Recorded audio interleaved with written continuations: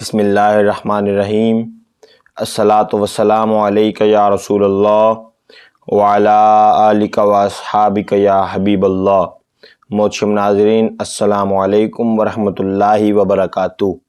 آج آپ کے سامنے پروگرام آؤ حدیث سیکھیں کا ایپیسوڈ 33 لے کر حاضر ہوا ہوں، اور آج کی جو حدیث مبارکہ ہمارے پاس موجود ہے زکوٰۃ کی فضیلت پر، یہ کتاب طبرانی میں موجود ہے اور اس کا ریفرنس نمبر 1579 ہے۔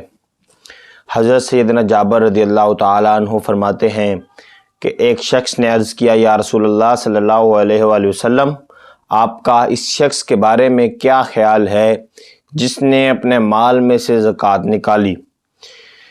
میرے کریم آقا نے ارشاد فرمایا، جس شخص نے اپنے مال میں سے زکوٰۃ ادا کی تو اس مال کا شر اس سے دور ہو جائے گا۔ اب احباب گرامی قدر، یہ حدیث مبارکہ المعجم الاوسط طبرانی میں باب الالف میں موجود ہے اور اس کا ریفرنس نمبر 1579 ہے۔ اس میں میرے کریم آقا سے سوال کیا ہوا؟ سوال یہ ہوا کہ آپ کا اس شخص کے متعلق کیا خیال ہے، آپ اس شخص کے متعلق کیا سوچتے ہیں، آپ کی نظر میں اس شخص کی کیا اہمیت ہے جس شخص نے اپنے مال میں سے زکوٰۃ نکالی؟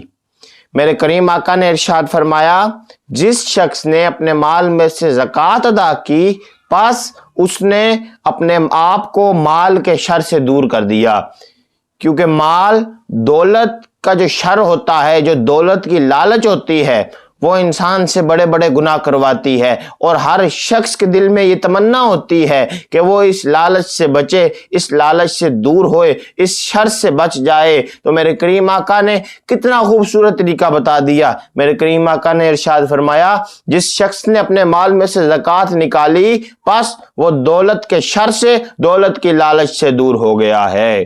اللہ رب العزت سے دعا ہے کہ ہمیں اس پر عمل کرنے کی توفیق عطا فرمائے۔